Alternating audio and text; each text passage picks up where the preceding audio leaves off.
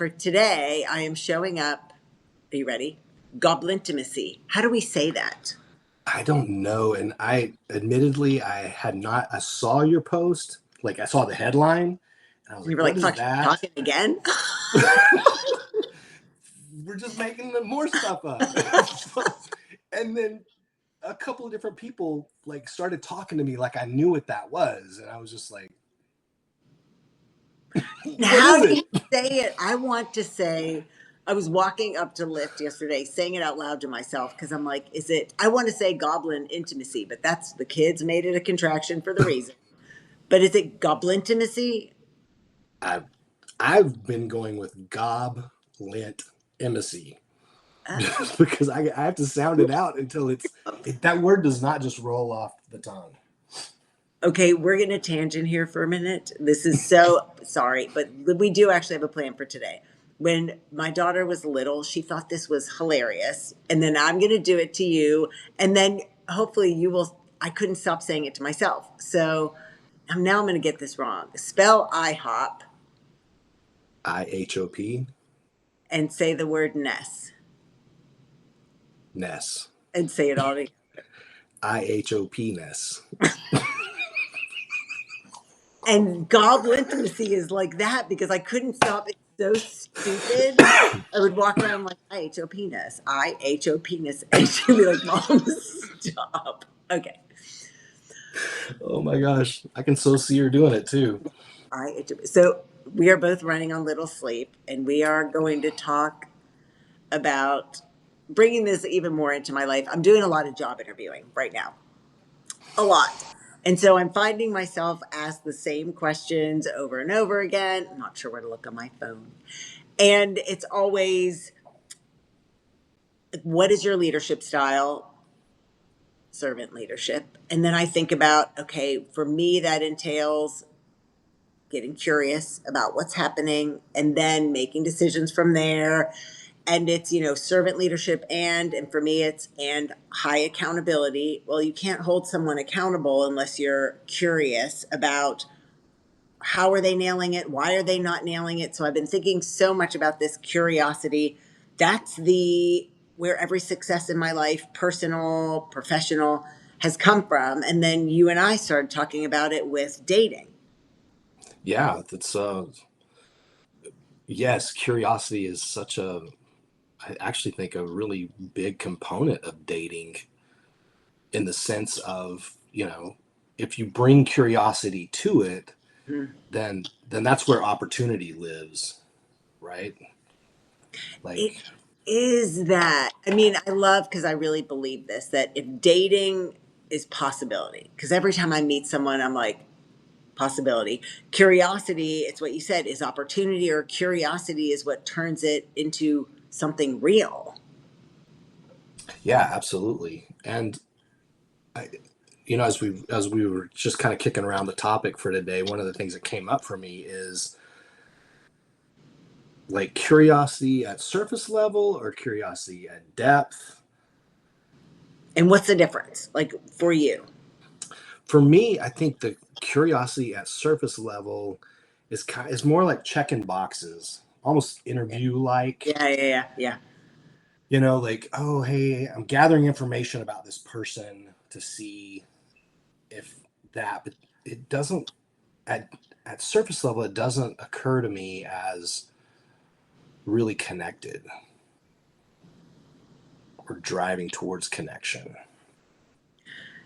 Yeah, I'm thinking as you're talking, because it is that first meeting. And I'm thinking about a woman I worked with, and we all know this, where she was dating someone perfect on paper, perfect. They were a great match. And at one point she said, I think I'm just done. And I said, okay, say more. Use the Esther Perel line, which I probably use all the time. And she said, he's not curious about me at all. And in that moment, I thought, yes, it matters because he's not actively curious about who you are. But there was something like here, it was like a feeling. I can move the phone because I'm not, I thought it was here. It was a feeling to her like, I don't feel connected because you're not curious. Is so much bigger than the word. You're not really curious about who I am inside. Yeah, I think that's what I'm pointing to is okay, I'm curious enough to know, oh, do you check this box and this box and Yeah. this box to get that? But like to really get underneath, like, hey, what this thing for you? What was that thing for you? What Hmm. like to get an understanding and to be present with someone from curiosity is different than it's almost like that we need a different word for the surface level curious. Is, I mean, here and now it's making me wonder, and I feel like I need to give the disclaimer that I always ask people, can I share this story? If it doesn't identify you, yes. And so she and I started talking about, can you teach someone to be curious? And have you seen those cards? Esther Perel did come out with a deck, and they're all different kinds of decks now, I will say, because this was years and years ago, and I don't know him anymore, so I know he's not watching this. But I was a little taken aback once when I went to dinner with someone, second date maybe, and he got out these cards and Mm. they had questions on them. And so maybe that's, if you're not naturally curious, you can't teach yourself through that. Yeah, yes. I think maybe another part of this distinction for me is that if you're being surface level curious, it's like you're asking and then you're stopping once there's that information that you are looking for, Mhm. but it's not actually getting underneath and getting the feedback. It's almost like you're assuming everything else around that instead of, oh, Yes. hey, you said this thing. What is that? Like, is it this or is it that? Or and getting the feedback. And the follow up. I mean, I remember when back in the day, I think we might have known each other. I was doing discovery calls for a love coach. And I was so green at life, and she kept saying, and she was right, but I was so like nervous and new. Just don't ask the either yes or no questions, obviously, but the easy short answers. But what you're saying is true. So many of us just, okay, you get the easy short answer and it's on to the next thing rather than the follow up and the deeper. Yes. Yeah, it's I would say maybe the surface level as we're talking about it in a dating context, surface Mhm. level occurs to me as like, okay, I got that information next. Okay, I got this information. Yeah. I'm just gathering a bunch of information so I can form a picture instead of like maybe it's the one question and then the deep dive on the question. That's a really good, yeah, differentiator. And I think we all get, sometimes we're nervous that first date. And I do sometimes think that after the first date or so, like, well, that was strange, but maybe they were just nervous. We're not ourselves. But I think that's it. And that's a really interesting distinction, to use your word in the wrong way. That if I'm going with one, maybe it's one question for the entire coffee date. I mean, not being that rigid, but just, I am really curious how they pick this career, whatever it is that sounds surface. And then it's an asking and broadening and going deeper. Cause I think that's what my client felt wasn't there with hindsight. I mean, he was asking her questions, but nothing that she felt was really peeling back to who she was. Yeah, that well, if you think about it on the experiencing end of it, if somebody's really trying, you can tell that they're trying to get an understanding of what this thing is for you, or, Yeah. you know, without assuming, without filling in the blanks from your own worldview, uh, that experience on the receiving end is where connection is made, I think. You're good with that and being curious about friends as well, because the connection's all the same between dating and friendship. It's all kind of built the same way. Have you been out with people only in a dating like context where you felt like they're not really all that curious to know more about me, or no? Yeah, yes. And then there's the flip side of it where it's like somebody's, uh, what's the word I want to use? Just, I'm going to say too curious. There's that balance, right? Like, It's And like, whoa, whoa, just my friend Nancy always laughs about she went to Thanksgiving with her family, and it was like people she hadn't seen in ages. And one of the little kids piped up and said, "Aunt Nancy, are you a reporter?" And she was like, "Oh shit, I better stop with the questions." But that, yes. And it can be a default. I mean, I own sometimes vulnerable when a date's not really working or I'm just like not feeling it or whatever it is, I'm tired, it's easy to default to the questions because it's easier. If they're not asking, it's easy for me to just default to interview. yeah, that's well too. Like you're if you have a mismatch participation in that, Yeah. it gets infinitely more difficult if you feel like you're having to carry the conversation. And people joke all the time, and I've done it too and said it to you about like the first coffee is kind of like an interview. But because, and you and I have talked about this, for me and you, because we were really curious about people, the fact it's kind of an interview isn't a bad thing. It's like, wow, I don't know you. This is exciting.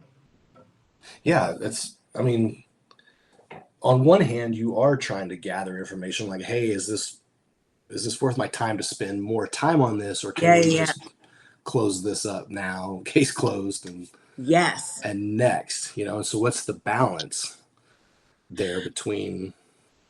And can we change people? I mean, I think a lot about this. My client, I think, didn't even bother trying to express to this man, I wish you asked me more questions about myself because, and I get it. She's like, girl, if I have to train him now, I'm too tired. He's not naturally curious. I think we can ask for what we need and get more of that curiosity in return if we're clear. I don't know. Well, I think you can ask for it, but then maybe that's where you start looking at is this just that one off and nerves Yeah. and whatever, or is this the way it's going to be, because I tend to I've over time I've maybe honed my thought process on if anything comes up for me about, oh, I wish this person would change this thing, Yeah. and that's probably a really good place to look at maybe not moving forward, because you can't change somebody. That's not. No. And I And mean, we're pretty set at this point.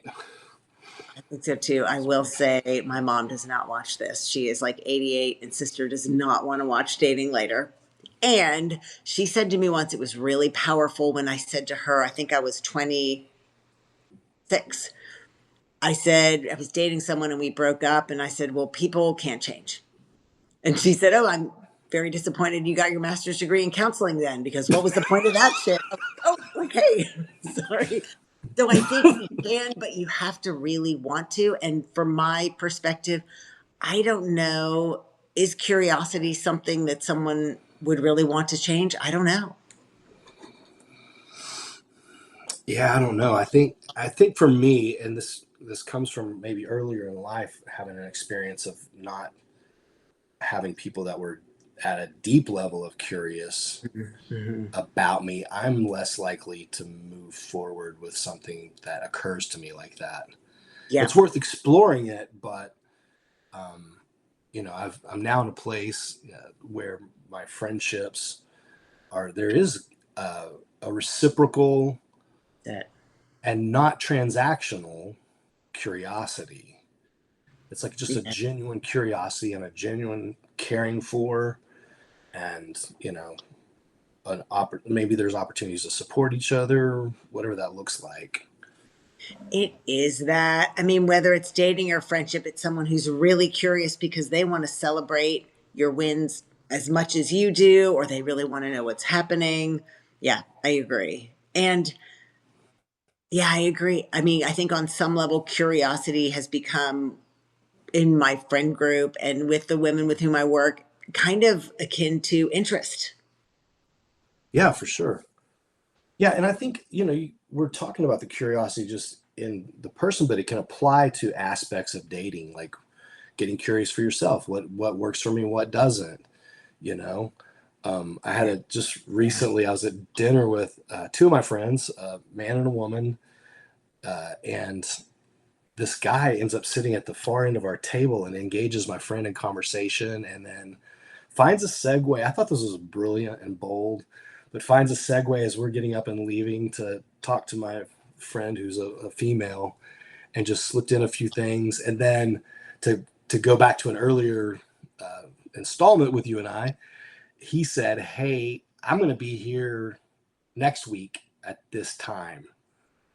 And I thought, and so that could be a curiosity. Like, I was really curious, like, man, this guy just Yes. sat down.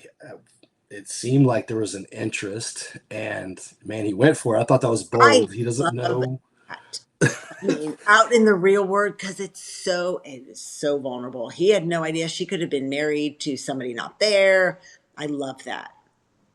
Yeah, and so then that becomes a curiosity. It's just like, um, you'd sent me a reel, or no, a very long podcast about the science of attraction Yeah. and that kind of thing. And one of the things they were talking about is the dating apps, Yeah. and that versus the real world. And so there's just, for me, there's this curiosity about, well, what is the utility of a dating app versus the real world? Yeah. How does this, I've said it many times. Like, I remember when you used to could just hit somebody up, over the cabbage at Whole Foods, like, I know. And you just, I remember walking to my car from HEB next to this man and whatever, made a couple comments to each other. Probably it's so fucking hot. And then I'm getting in the car and he says, as I'm opening the door, "Would you like to take a walk with me sometime?" But I had already gotten in the car and the car with door was about to shut and it shut. And then he like ran away. And I was like, oh my gosh, this was perfect. So gutsy in the wild. It was so, doesn't happen anymore. yes, yeah. Like, Sorry I thought to about carry this that guy. guilt. I'm Yeah, very sorry. this guy. I was fascinated. I Love mean, that. I'm a guy who cultivated a girlfriend out of the pay line at Luby's once. So, and so I've just been reflecting on, like, man, Yeah. that guy was bold. Would I be that bold? Like, you know, just I'm just curious. Love it. Yeah, and you know what? You really do make a good point. In the curiosity is a mindset, and truly, I've been thinking about it with these job interviews because they're like, to what do you credit this, this, and this? All these success in seemingly disparate areas, which is different from desperate areas, and it really is that it's curiosity. So, what is our call to action this week for people? I think, where, as you're in your relationships with your friends, your family, your if you're going on dates, where's your curiosity? What curiosity are you bringing to the table? And then inversely, what curiosity is coming at you? I know, and it's interesting hearing you say that. It makes me think that is a really good. Sometimes we like people just because they like us, and that's fine. That might be Mhm. enough. But in those quiet moments, it's asking ourselves, "Am I really curious about him?" And if the answer is no, maybe it's not a fit. Yeah, absolutely. I love it. I wish you could end this live because with this in my hand, I'm not quite sure I'm going to have to do the reach over and end it. So thank you. I'm brighter. At least I'm brighter and not fuzzy. Yes, you're like you move, and like I can still see you. Doesn't look like you're in witness protection. Thank you for doing this. Next time we will have a tripod. Ah, perfect. Thank you. Bye. Bye.